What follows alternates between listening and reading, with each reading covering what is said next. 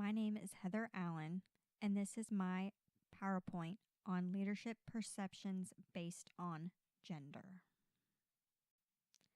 The challenges that women in leadership positions face is a topic of discussion in many different organizations.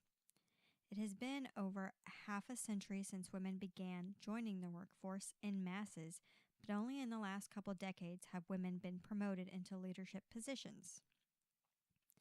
Traditionally, women have been seen as the homemakers caring for the house and children. It was a man's role to provide financially for their families.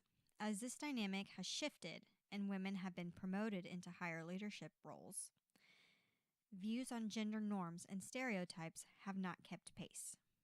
Or have they? In this slide, I'm going to talk about the studies from the literature review. In the article by Bowling 2018, it was discussed that gender roles were developed at a young age due to the family's background.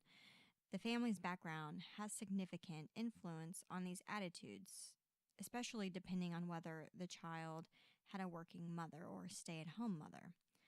It was found that those children of working mothers are more likely to develop a more egalitarian attitude towards women working outside the home than those with a stay-at-home mom.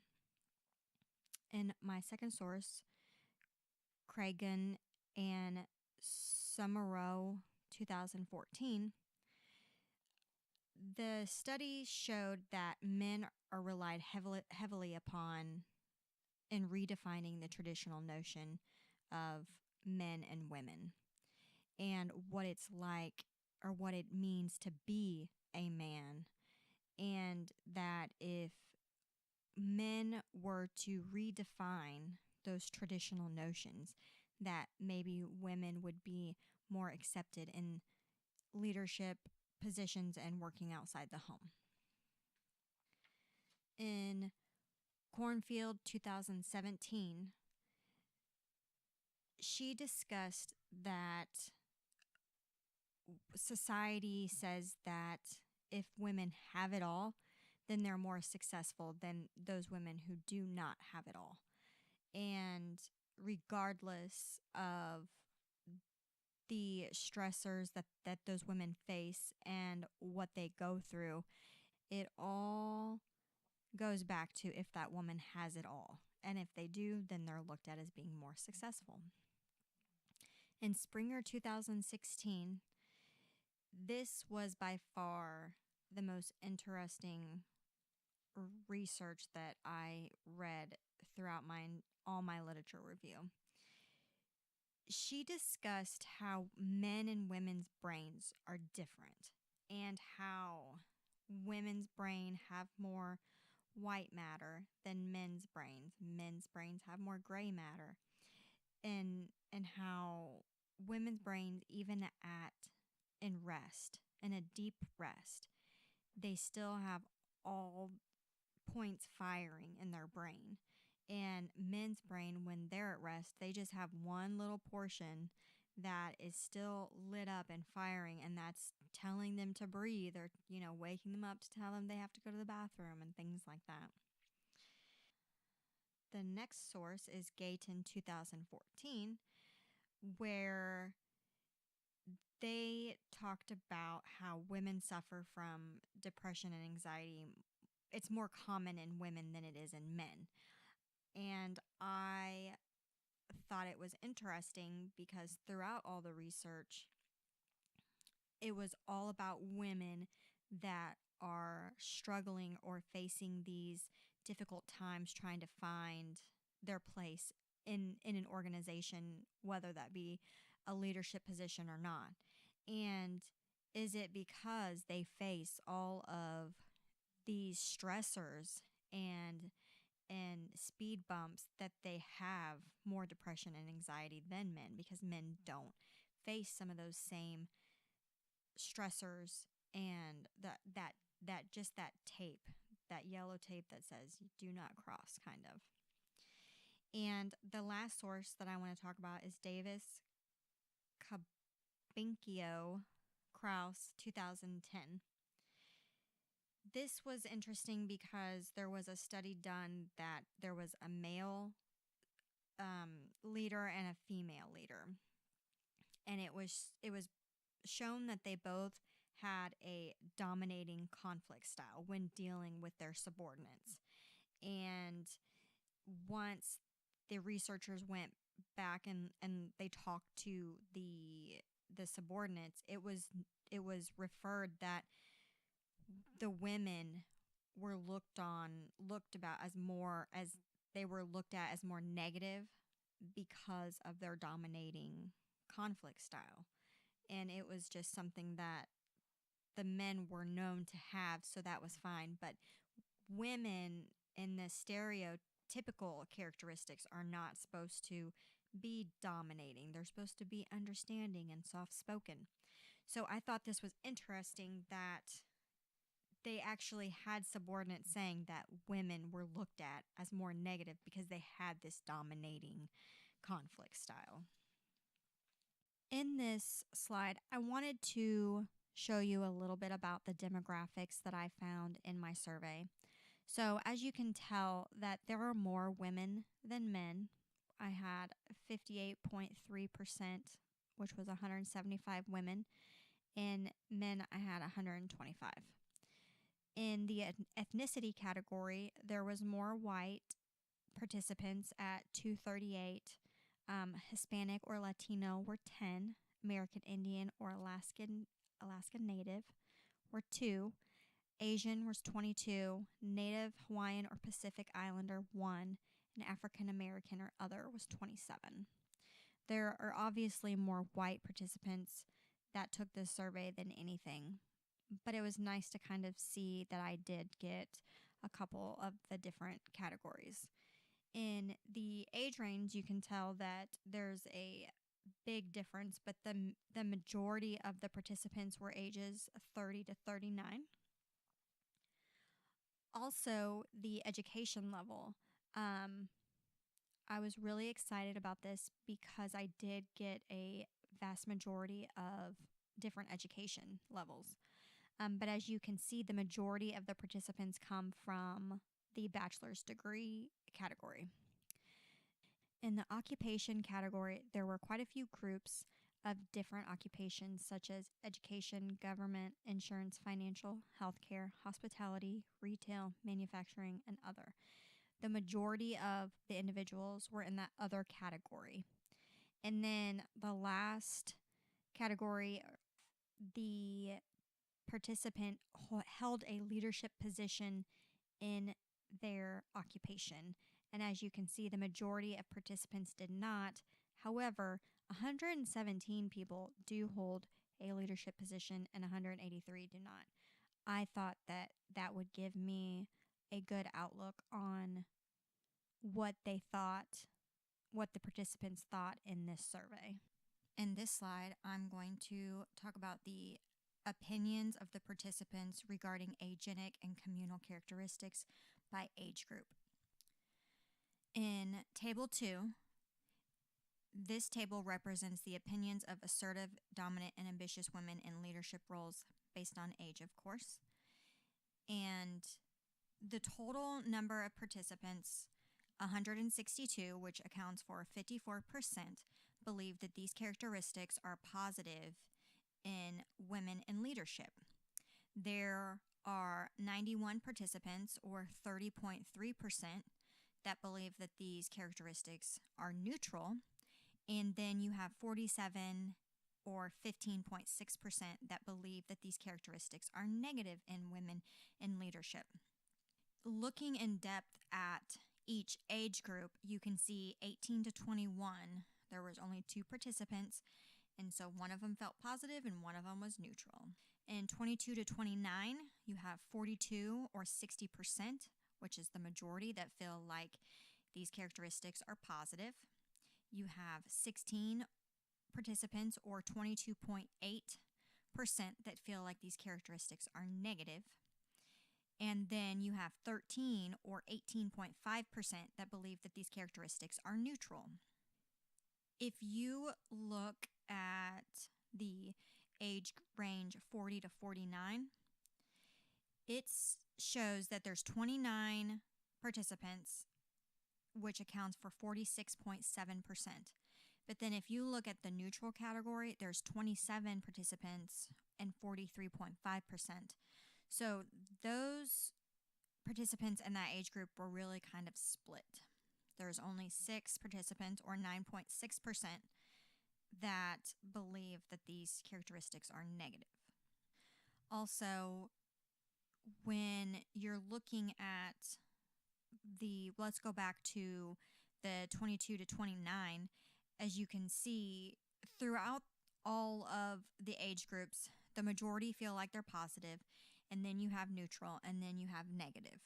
However, in that 22 to 29 group, you have, of course, the majority being positive, but then you have the second majority being negative. They feel like these characteristics are negative. And then you have your neutral group. Thought that was very interesting.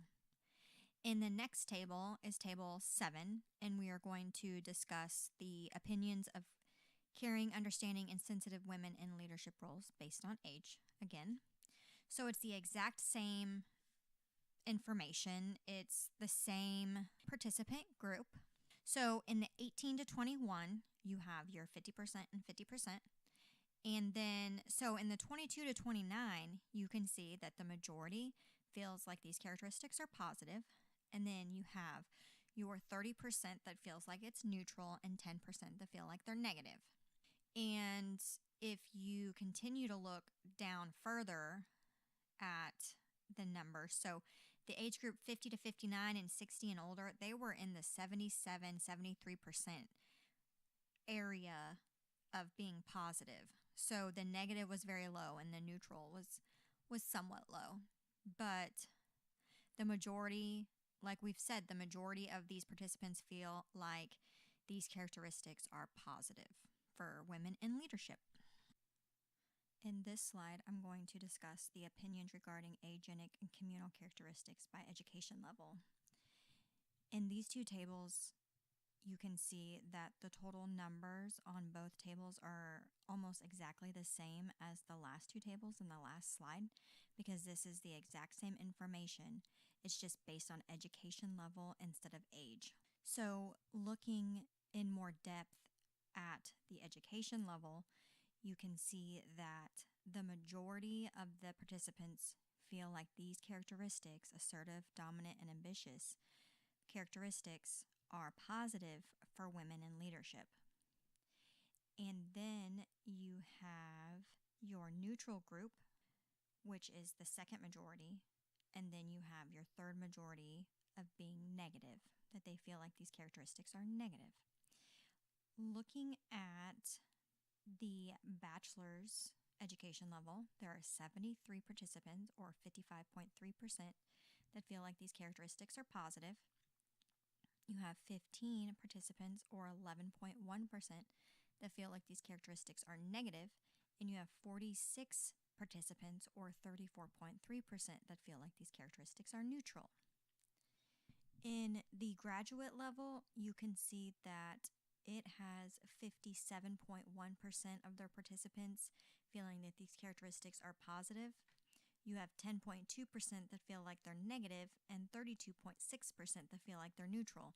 But that majority is in the positive category. If you look at the less than high school, there's only 2 participants. So one of those participants felt like those characteristics were positive and the other one neutral. Next is Table 8, which we are looking at the caring, understanding, and sensitive characteristics. Once again, you have the majority of the 300 participants saying that they feel like these characteristics are positive. And then you have your neutral group, and then you have your negative group. But looking further into this table, in the bachelor's degree, there's 91 participants, or 67.9%. But if you look back to Table 3 at that bachelor's degree, there are 73 participants that feel like the assertive, dominant, and ambitious characteristics are positive. So there's a big jump in those two numbers. You can see that less participants feel like the assertive, dominant, and ambitious characteristics are positive than those caring, understanding, and sensitive. That's why I put both of these tables together, because I felt like you could see more of a difference between the numbers. Then looking at the negative category, you can see that there's only 19 participants that feel like these characteristics are negative for caring, understanding, and sensitive women. But if you look at the table 3, the assertive, dominant, and ambitious characteristics, that negative category, there's 35 participants. So once again, there's a jump in those two numbers. However, looking at the neutral categories for both, in table 3, you have the neutral category, you have 32%, and in table 8, you have 27%. So those are fairly close, but you can see that more participants feel like caring, understanding, and sensitive characteristics are positive for women in leadership. But less participants feel like assertive, dominant, and ambitious women in leadership, they feel like those characteristics are positive. There are less participants that feel like assertive, dominant, and ambitious characteristics are positive for women in leadership. In this slide, we're going to discuss opinions as to which gender is more associated with agenic and communal characteristics based on age group. As you can see in Table 4, we're going to talk about assertive and ambitious characteristics. Those are agenic characteristics. And in Table 9, we're going to talk about caring and understanding. Those are communal characteristics. As you can see in Table 4, the majority of participants feel like these characteristics are more associated with both genders. That's male and female. That's 140 participants. But next, if you look in the male category, there's 137 participants that feel like these characteristics are more associated with men. That's just a couple points shy of it being both. But if you look at the female category, there's only 23 participants, that's 7.6%, that think that these characteristics are associated with females. Now, looking at Table 9, you would see that the majority of the participants, that's 65.3%, that's 196 participants, feel like these communal characteristics, caring and understanding, are more associated with women. And then you would see that there is 29.6%, that's 89 participants, that feel like these characteristics are more associated with both genders. And then you have your 4.6% or 14 participants that feel like these characteristics are more associated with the men. In the last slides, we explained, or it was explained, that participants feel like these characteristics are positive. But however, when we're looking at these two tables, you can see that those stereotypes kind of stick with these characteristics. The next slide we are going to discuss is opinions as to which gender is more associated with agenic and communal characteristics based on education level. So these two tables are pretty much the same as the last two tables. We're just breaking it down by education level instead of by age. But as you can see, still in Table 5, we're talking about those agenic characteristics. The majority of the individuals feel like that these agenic behaviors are more associated with both genders. That's 46.3%, and that's 139 participants. And then the next category is that they feel like these characteristics are more associated with men, which is 45.6% or 137 participants. Those numbers are just a couple off. So it could really go both ways as to what the majority of individuals think about these agenic characteristics. As you can see, that the majority of individuals feel like these characteristics are more associated with both genders, But then right behind it are those participants that think that these characteristics are more associated with men. Just a couple points off. And then in table 10, we're going to look at what the individuals think about caring and understanding based on their education level. As you can see, the majority of individuals feel like these characteristics are more associated with women at 65.3%. There were 29.6% that feel like these characteristics are more associated with both genders, and there's 4.6% that believe that these characteristics are associated with men. In this slide, we're going to discuss the opinions regarding agenic and communal characteristics based on if the respondent holds a leadership position. So this information is exactly the same as in slide 5, 6, 7, and 8. However, we're just looking at it from a different view. This slide, we're looking at it from if the participant does or does not hold a leadership position. As you can see at the bottom of each table, they believe that these characteristics are positive, which is the same in every other table that we've discussed. However, looking at the tables in depth, that's how we get a little bit more information. So looking at table 13, you have 60 participants that hold a leadership position, or 51.2% that believe that these characteristics are positive. You have your 8.5% that believe they're negative, and you have 40.1% that believe they're neutral. There are more participants that do not hold a leadership than those that do, and those numbers are still the same. They believe 55.1% of participants believe that those characteristics are positive. Then looking at table 15, you have your caring, sensitive, and understanding numbers. Looking at the positive category, you have 73 participants, or 62.3% of them that hold a leadership position that feel like these characteristics are positive, and 128 or 69.9% that feel like these characteristics are positive. I want to compare them like I did in a couple slides back.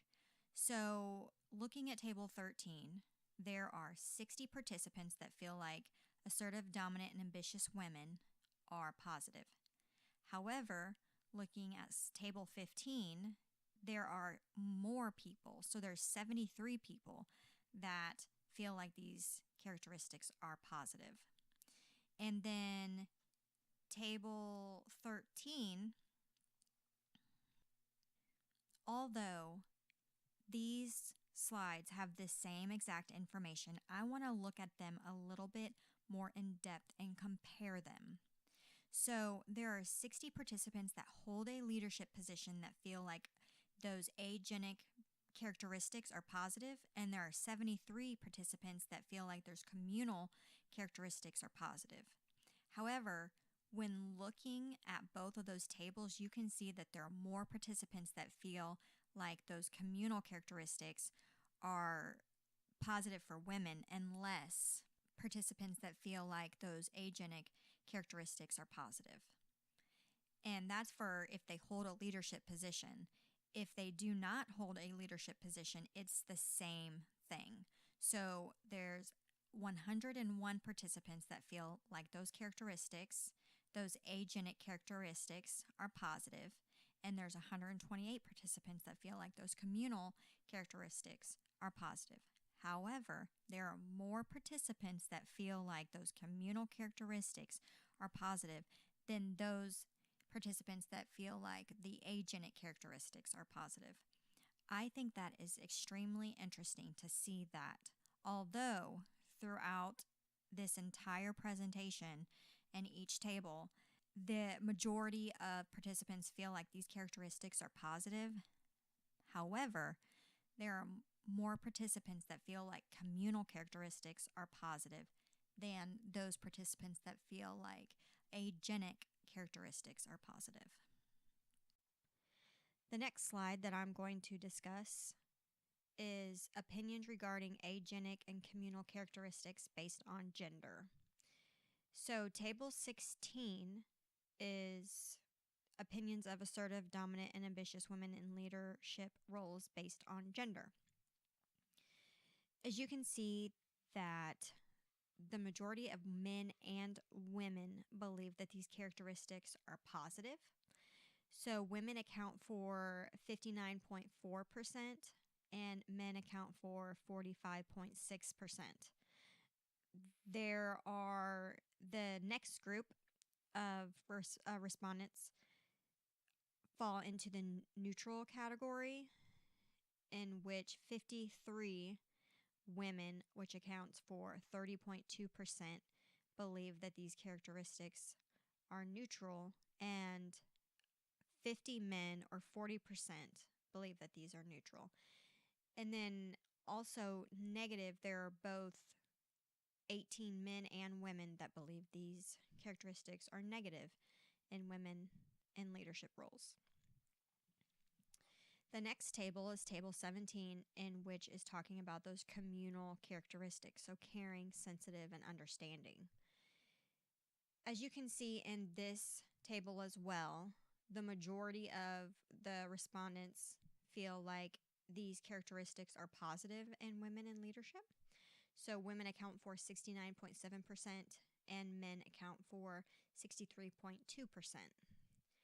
The next group is the neutral group, in which 41 women, which accounts for 23.4%, and 39 men, or 31.2%, feel like these are neutral characteristics. And then you have your negative category. I thought that it would be interesting to break these down by gender, because we've seen them by age group, we've seen them by education level, by occupation, by leadership roles. And what really comes down to it is, what is the difference in how men and women think and how they see other women in leadership roles? And as you can see from these two tables, it's pretty positive. The next slide is the opinions regarding agenic and communal characteristics based on ethnicity. And this is table 18 and 19. So in table 18, you can see that it is those agenic characteristics, and table 19 are the communal characteristics. Just like in all of the other tables, this is the exact same information. It's just in different categories. So the majority of the participants, out of the 300 participants, that's 162 participants in table 18, that's 54%, that believe that these agenic characteristics are positive for women in leadership. And then in table 19, you have 200 participants out of that 300, so over half, that's 66.6%, that believe that these communal characteristics are positive for women in leadership. If you want to break it down by each ethnicity, you can see that the majority of each ethnicity believes that these agenic characteristics are positive, except for you have American Indian and Alaskan Native and Native Hawaiian and Pacific Islander. Both of those groups are neutral on those agenic behaviors or characteristics. In table 19, once again, you have the majority of the groups stating that these communal characteristics are positive, except for American Indian and Alaska Native. There is 50% positive and 50% neutral. And the Native Hawaiian and Pacific Islander is 100% neutral. But all of the other groups are positive. The major findings that I found in my research were that women were not looked at as a less desirable leader when they displayed these agenic behaviors such as aggressiveness or being aggressive, being dominating.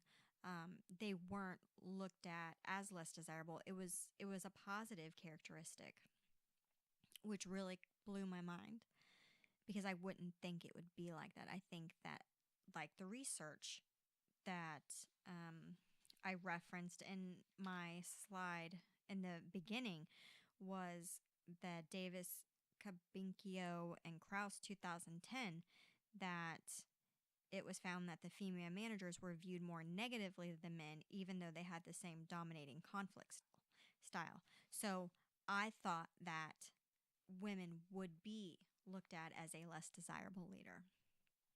The second point is that, just like I kind of just stated, the research that I completed for the literature review perceived women to be weak if they displayed communal characteristics. So it showed that they were going to be weak, and it showed that it was going to be a negative if women displayed these agenic behaviors and displayed these communal characteristics. But according to the survey results, both of those are incorrect, and the participants really thought that these characteristics of the agenic and communal characteristics were really positive. And that comes finally that it was found that women can possess non-stereotypical and stereotypical characteristics and still be a great leader.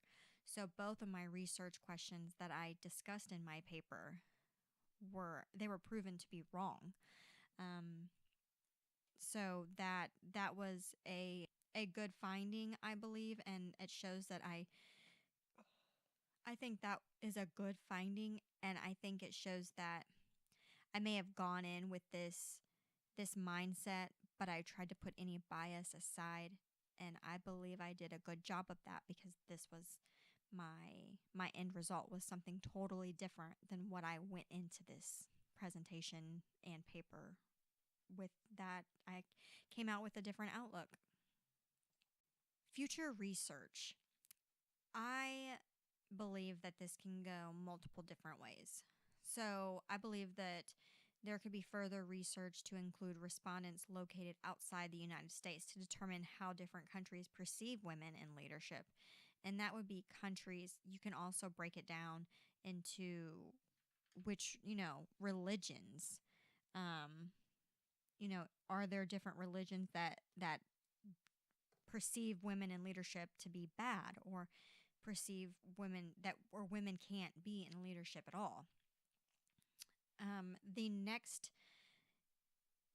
bullet point would be the exploration of respondents' experience with individuals in leadership positions. So, actual real situations in which respondents dealt with someone in a leadership position.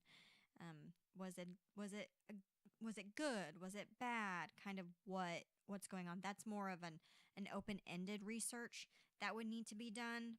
It can't really be a yes/no kind of survey. And then the last bullet point that I thought of when it comes to future research that can be done on this topic is exploration into whether organizations with women leaders are more successful than those organizations with men leaders. This may be given, some with women are successful, but some with men are successful. So it really just depends, and I just think that would be very interesting to kind of gauge and see how organizations do with different leaders. In this slide, I'm going to discuss the courses in the program that were most beneficial. I have listed these 5 classes, and for me, these were the most beneficial classes where I truly took something from these classes, and I believe that I will use it in my future. In the ethics class, so the professional environment, issues, and ethics, I learned about ethics, but how you may have to set aside your personal ideals and values in order to be a leader. So you may feel a certain way, but because you're a leader or because you're in an authoritative position, you have to put your personal ideals and your values aside in order to lead someone or a group of people that they may have different ideas and values than you. But that's part of being a leader.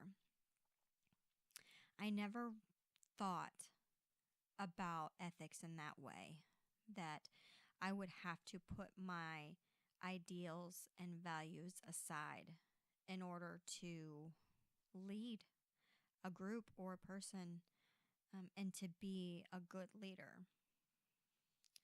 The next class, the organizational skills and development.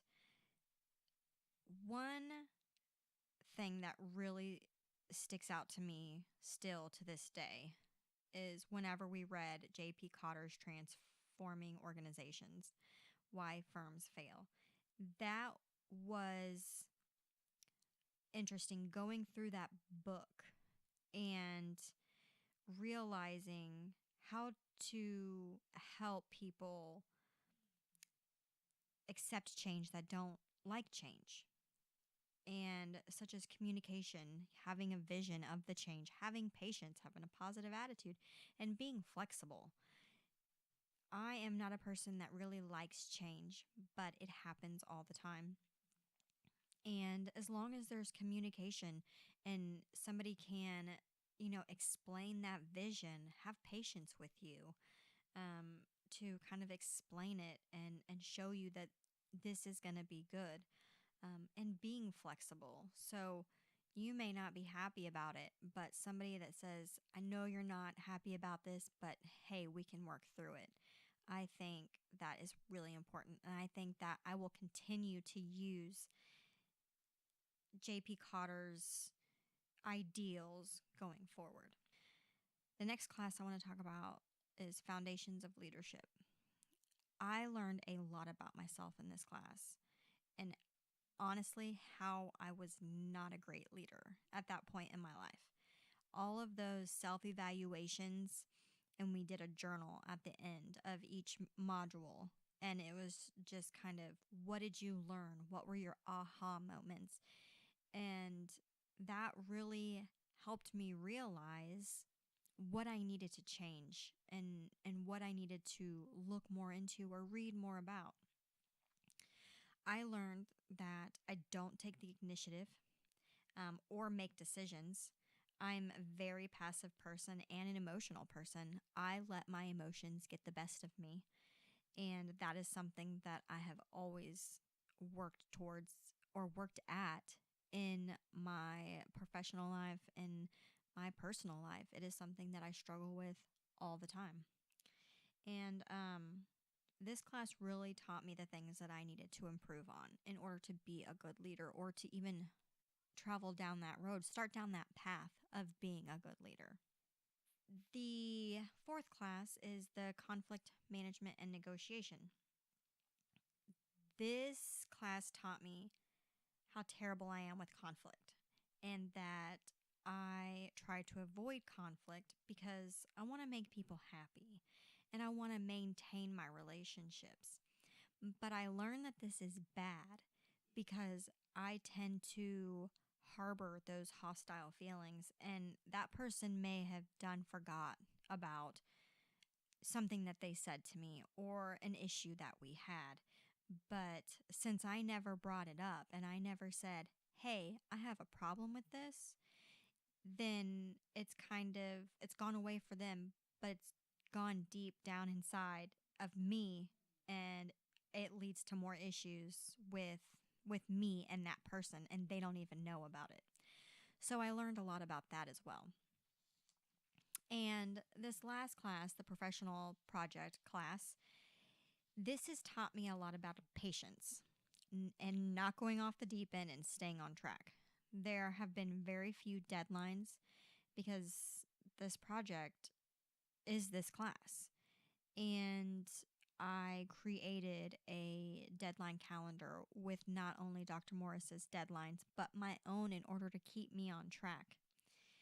And I was tasked with tackling some new tasks as getting approval from the IRB and going through the process and learning that if I don't do the research and read more beforehand, then I could be doing more work than what I really need to do or totally going down a wrong path.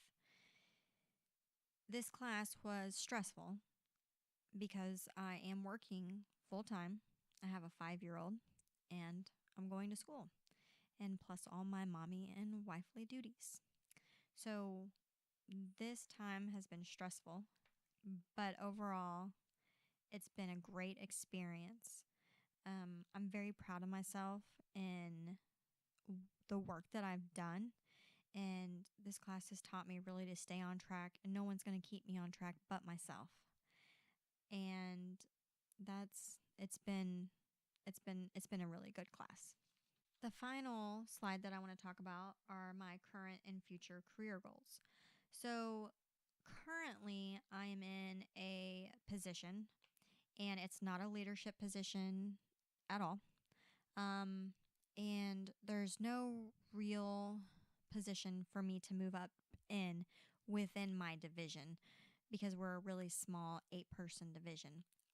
The only way I would be able to move up is if one of the 3 leadership positions, if one of them left, and then I could apply for that position.